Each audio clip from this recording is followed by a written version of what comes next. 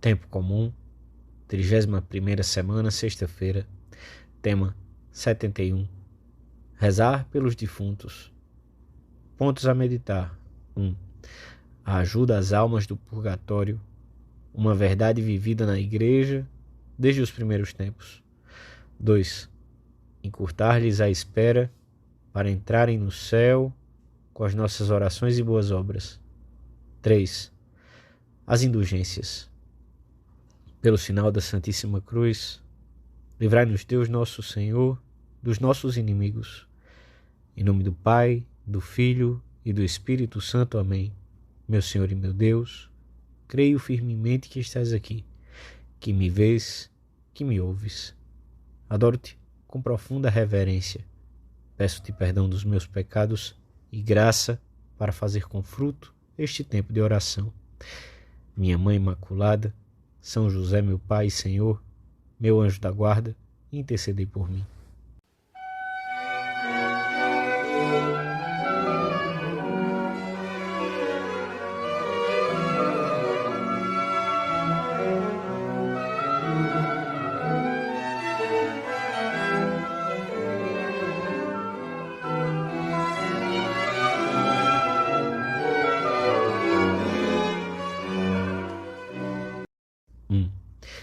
Neste mês de novembro, a Igreja, como boa mãe, multiplica os sufrágios pelas almas do purgatório e convida-nos a meditar sobre o sentido da vida à luz do nosso último fim, a vida eterna, para a qual nos dirigimos a passos rápidos. A liturgia recorda-nos que o nosso amor pode chegar às almas que se purificam no purgatório, merecendo por elas e abreviando-lhes o tempo de espera. A morte não destrói a comunidade fundada pelo Senhor. Aperfeiçoa-a. A união em Cristo é mais forte que a separação corporal, porque o Espírito Santo é um poderoso vínculo de união entre os cristãos. O amor e a fidelidade dos que peregrinam na terra chegam a fluir até eles, levando-lhes alegria e encurtando o espaço que os separa da bem-aventurança eterna. É uma corrente de solidariedade que se produz mesmo que não adiramos a ela expressamente e que se torne ainda mais eficaz se o fazemos conscientemente. Na liturgia das horas de hoje, lemos a narração de uma batalha que os israelitas ganharam com a ajuda divina.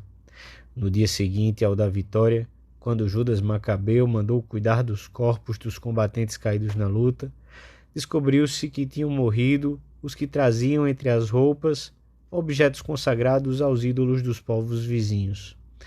Judas Macabeu ordenou então que se fizesse uma coleta e se enviasse o produto a Jerusalém, para oferecer sacrifícios pelos pecados, porque, conclui o autor sagrado, obra santa e piedosa é orar pelos defuntos, para que sejam absolvidos dos seus pecados.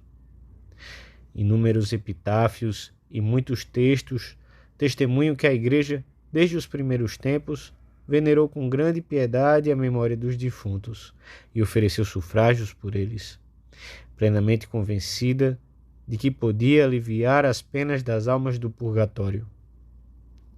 Pois se os homens de Matatias expiaram com oblações os crimes daqueles que caíram no combate depois de terem agido impiamente, comenta Santo Efrém, quanto mais os sacerdotes do Filho expiam com santas oferendas e a oração dos seus lábios os pecados dos defuntos. O costume de rezar pelos defuntos arraigou-se tanto entre os primeiros cristãos que muito cedo se estabeleceu um momento fixo dentro da missa para recomendá-los a Deus, mesmo nome por nome. Lembrai-vos, ó Pai, dos vossos filhos e filhas que partiram desta vida, marcados com o sinal da fé. A eles e a todos os que adormeceram no Cristo, concedei a felicidade, a luz e a paz. E em outra oração eucarística podemos ler: lembrai-vos também dos nossos irmãos que morreram na esperança da ressurreição e de todos os que partiram desta vida. Acolhei-os junto a vós, na luz da vossa face. Estas expressões, empregadas na liturgia da missa, provêm muito provavelmente dos epitáfios dos sepulcros das catacumbas, com sinal da fé, sono dos justos, lugar de refrigério. São fórmulas que se encontram nos cemitérios romanos dos primeiros séculos e nas atas dos mártires. Esta verdade, a de podermos interceder pelos que nos precederam, admitida desde sempre pelo povo cristão, foi declarada solenemente como dogma de fé. Nós, enquanto fazemos estes minutos de oração mental, podemos recordar essas pessoas que já morreram e que continuam unidas a nós por fortes vínculos. Vejamos hoje como é a nossa oração por eles. Não nos esqueçamos de que se trata de uma grande obra de misericórdia muito grata ao Senhor.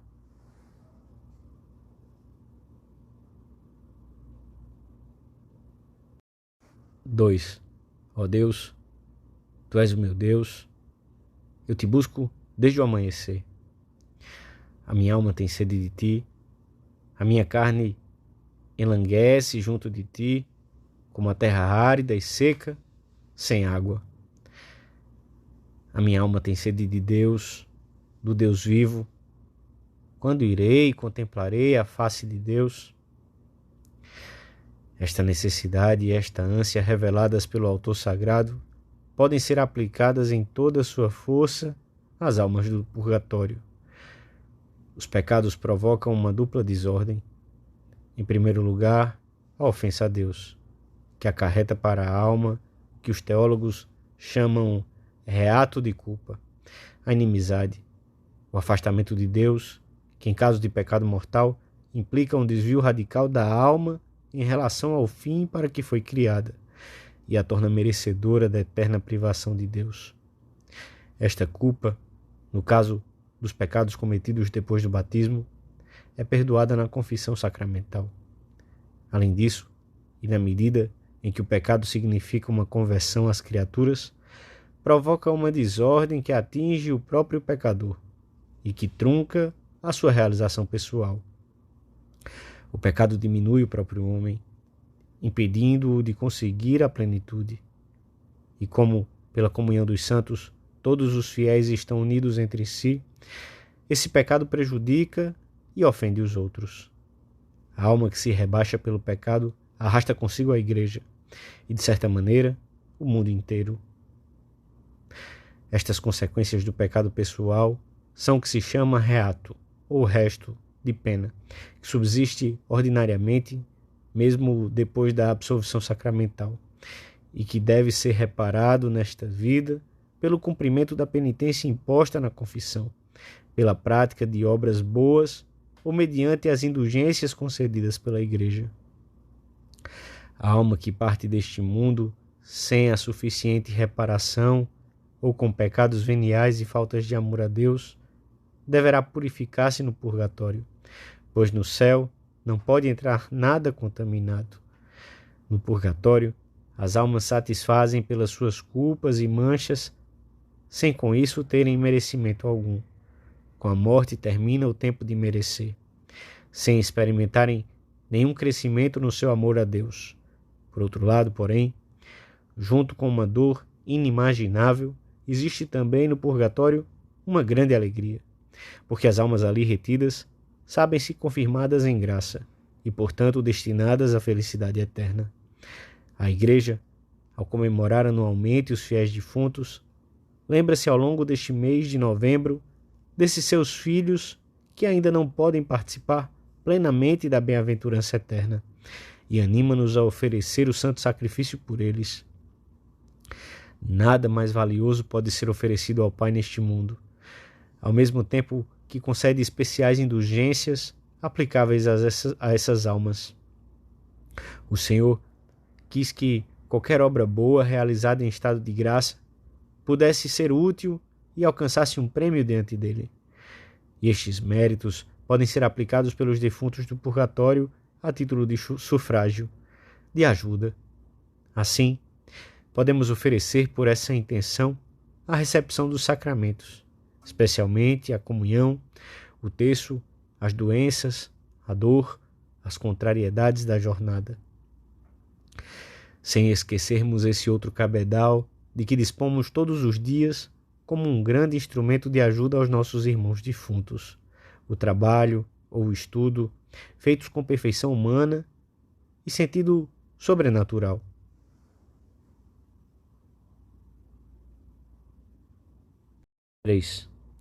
As indulgências, plenárias ou parciais, que podem ser aplicadas como sufrágio, têm uma particular importância na ajuda que podemos prestar às almas do purgatório. Algumas até foram previstas exclusivamente em favor dos defuntos. A Igreja concede indulgência parcial por muitas obras de piedade.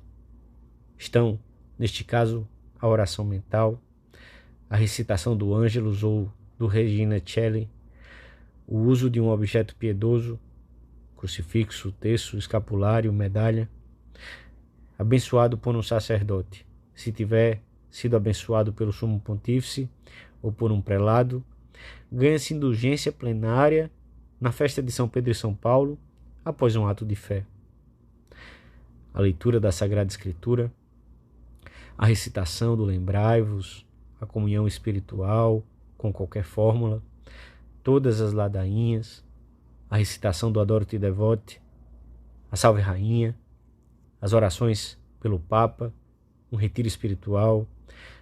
Algumas destas práticas são ainda mais enriquecidas pela concessão nas condições habituais: confissão, comunhão, oração pelo Sumo Pontífice, do benefício da indulgência plenária, que apaga toda a pena temporal devida pelos pecados. É o que acontece, por exemplo, com a recitação do texto em família, a prática da via sacra, a meia hora de oração diante do Santíssimo Sacramento, a piedosa visita a um cemitério nos primeiros 8 dias do mês de novembro.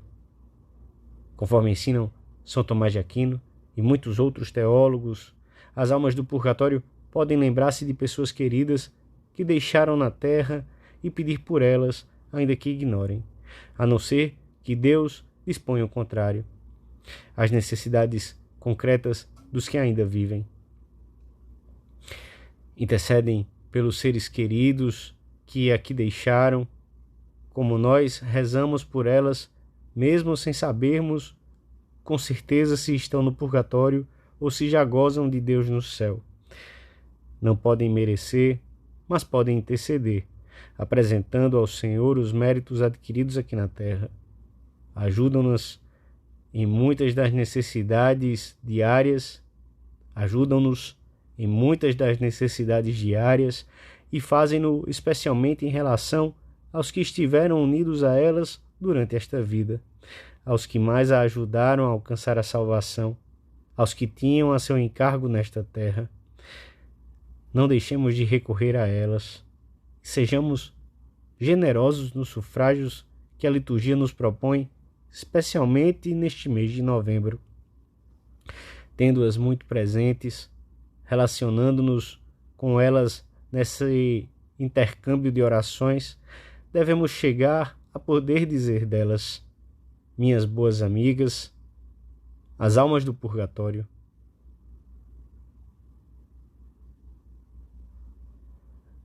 dou-te graças, meu Deus, pelos bons propósitos, afetos e inspirações que me comunicaste nesta meditação. Peço-te ajuda para os pôr em prática. Minha Mãe Imaculada, São José, meu Pai e Senhor, meu anjo da guarda, intercedei por mim.